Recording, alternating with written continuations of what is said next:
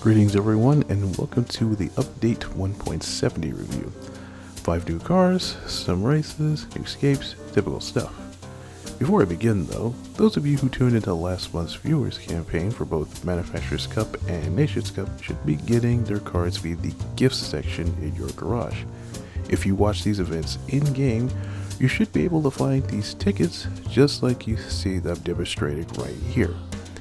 Now, on to the content, which we first must pace ourselves.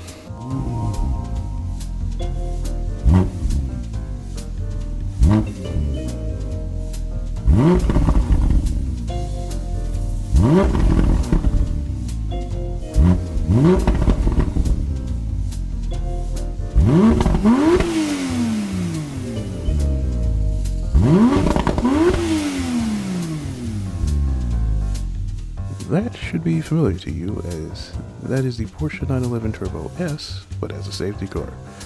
This is essentially the same car from Update 1.54, but now modeled after the actual WEC safety car. Performance figures are basically the same, so let's just get on and see what the other stuff is all about. So no wide body, for obvious reasons, but as far as custom parts go, you've got these two little pieces for the front. The side appears to be just this piece on the light bar, no idea what that is. As for the wing, you can go wingless, or you can have these other customizations here. So you can have a pretty customized safety car. As stated, this is basically the same 992 generation Turbo S that's already present in the game.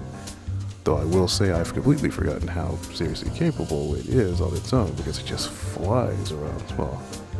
So, that's your up-to-date safety car if you never found the other 6 quite all that appealing.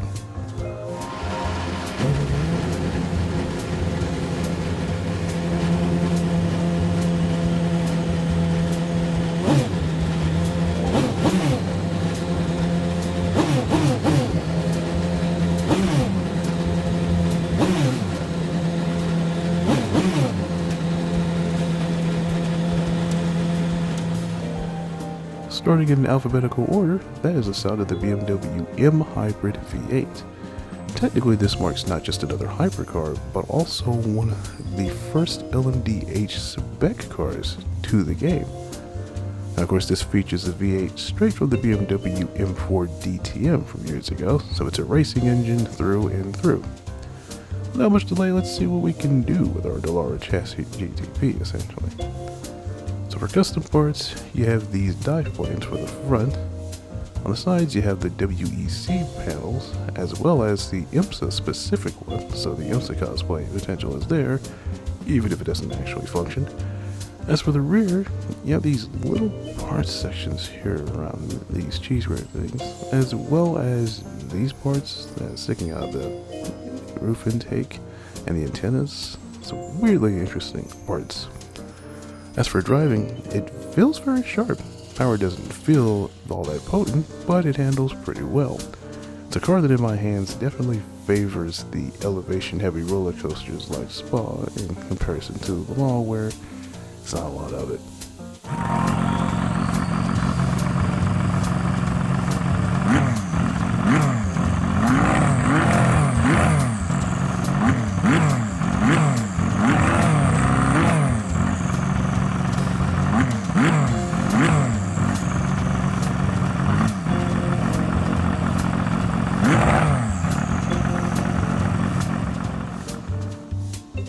That very chunky sound comes over the Ferrari 499P from 2023, the very car that bought Ferrari its first overall Le Mans win since 1965, so it's been a while. It shares its F163 V6 with the Ferrari 296, so let's see what we can do with Ferrari's most modern and most recently successful winner. When it comes to custom parts, Type A includes some endurance lights and dive planes. Sides include the panels from 2023 and 2024, and that's about it. As far as driving feel, it seems to have the most punchy power delivery with how it really kicks on in the 4th gear. Tighter corners though, I'm reminded of how the Toyota GT1 is now stiff and it kind of plows a bit in the tighter stuff. Classic symptoms of a car made more with Le Mans in mind than anything else, but otherwise, spectacular to drive.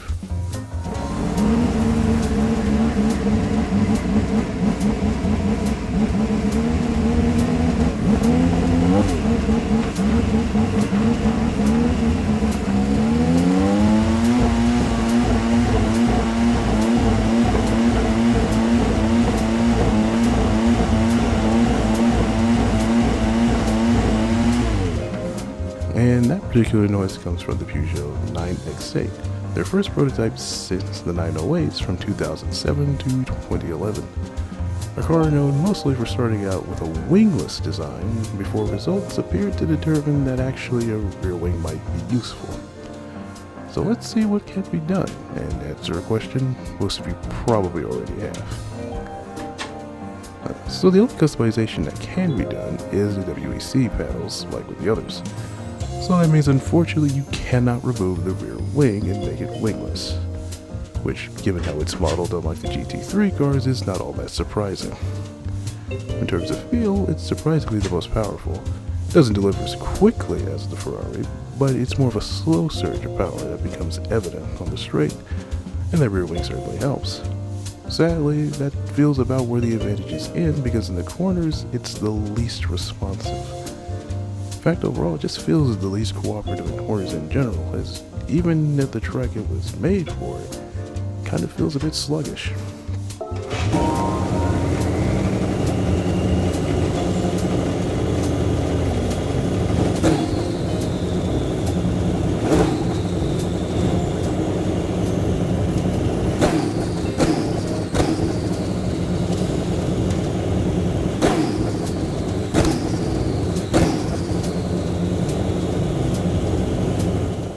And finally, this is the sound of the Porsche 963, the second of the first LMDH spec cars to be added to this game. This uses a V8 whose roots can be traced all the way back to the 918 and even further back to the RS Spider, if you know. So quite the lineage. So let's see what can be done with this second GTP. As far as customizations go, this front vent can be added. Perhaps it's there for the high downforce tracks and covered for the low downforce tracks, I assume. The side again includes the number panels for WEC and IMSA, so there's again your IMSA stuff. And the rear includes these little parts here that get removed, so likely another high or low downforce configuration. As for feel, it's by far the most all-around package of the four. It's decent on the low downforce tracks and very decent on the high downforce ones. It might not have the Ferrari's punch on power, but it's still present. It's a car that seems appropriately suited to take on 2 series and 2 specifications of cars, really. Next, we head to the cafe for a new extra menu, and this time, it's hybrid prototypes. Scrolling all the way down here, and there it is. This consists of the Porsche 919 Hybrid, the Audi R18, and the Toyota TS050 Hybrid. Get all these cars, and the 6-star ticket is yours. Next in the cafe also is the seasonal menu, and unsurprisingly, the stars of it are the 4 hypercars that were just added. Collect all 4 of these for the combined price of 12 million credits, and the 6-star ticket is yours.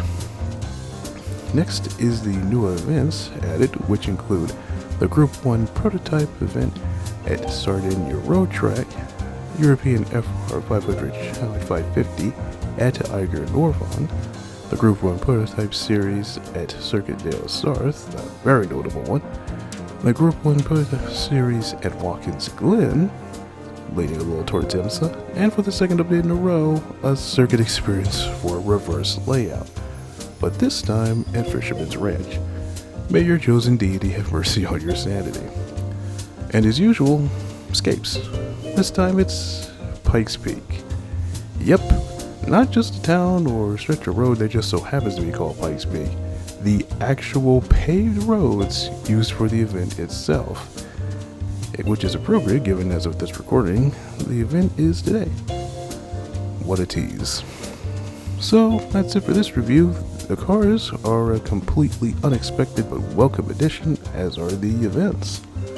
If you enjoyed this, then give it a like, share, and subscribe for more of these as they come out. So long for now, and I will see you guys in the next video.